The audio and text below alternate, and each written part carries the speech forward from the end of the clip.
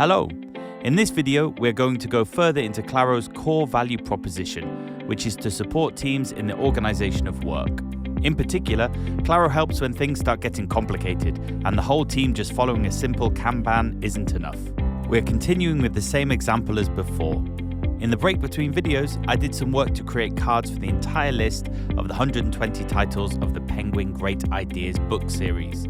Let's imagine that a team has to work on reviews or translations for all these books. If you remember, we created 2 dimensions already, and we configured the views of the cards by progress and by reviewer, from which we created 2 boards. The Kanban board, in which cards should sooner or later arrive in the done column, and in which we track work,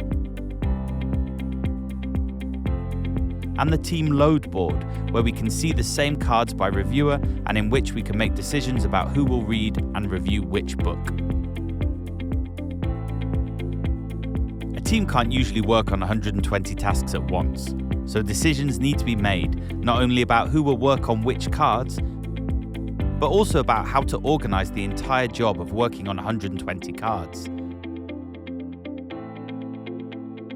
Here, Klaro can really help you with this organization by arranging boards in certain ways. The first thing to understand about Klaro boards is that they automatically synchronize. To give an example, if in this board I decide that the first book will be reviewed by Julie, the second by Victor, and the third by Bernard, those decisions will immediately be reflected in all other boards. Now I go to the Kanban board and you can see that the reviewers have been assigned for the first 3 cards, but not the others.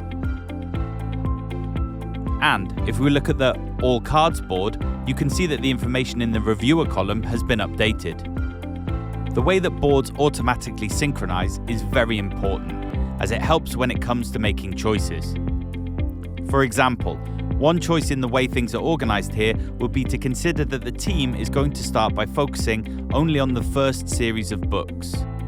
Let's imagine that the team might make this choice because there are not enough reviewers to work on the full 6 series all at once. So we can use the filters on the left-hand side to configure this board so that only the cards corresponding to the 20 titles of the first series are displayed.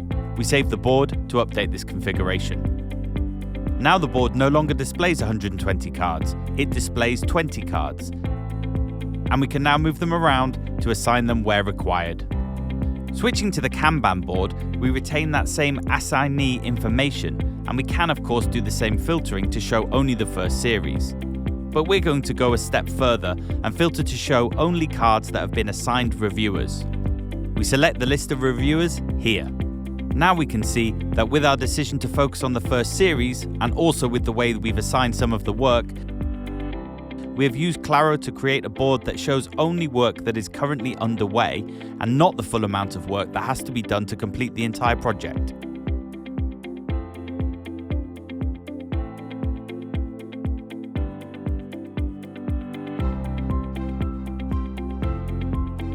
The notion of filters and of boards that synchronize with each other are absolutely fundamental to getting the most out of Klaro. These tools help each team and each individual person to have the view that they need to work. That's what we're aiming for with Klaro, to bring each person a view of the particular work that they are doing. In a future video, I'll show you how to use workspaces to replicate this kind of organization over the 6 series with 6 different teams. Using our example, we can see that we could use this setup of 6 teams, 1 team per series, to get through our 120 books. We can replicate this kind of board setup so that each member of each team has exactly the view required to be able to track their work. In this way, as the reviewing work progresses bit by bit, with Klaro, unlike other software, we always have the global view available.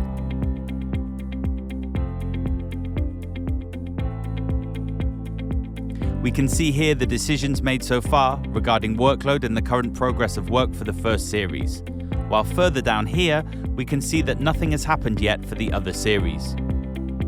In this way, I can continue via the All Cards board to have a global view on things, and of course to structure this global view by progress, for example.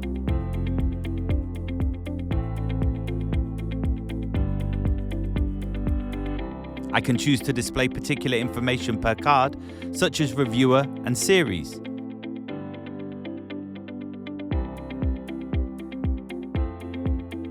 This kind of flexibility of configuration helps me to maintain a useful global view, while each team keeps its own local view, specific to its particular part of the work.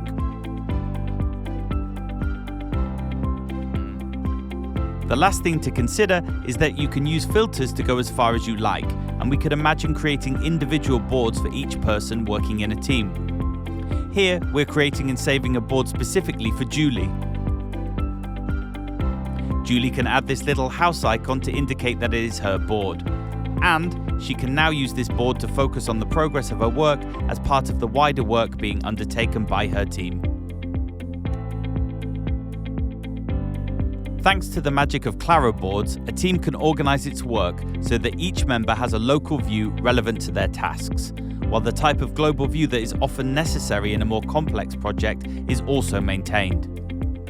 In the next videos, we will look at how to use workspaces and other elements to develop the way boards work so that they can be used to manage work across multiple teams and multiple departments of a company.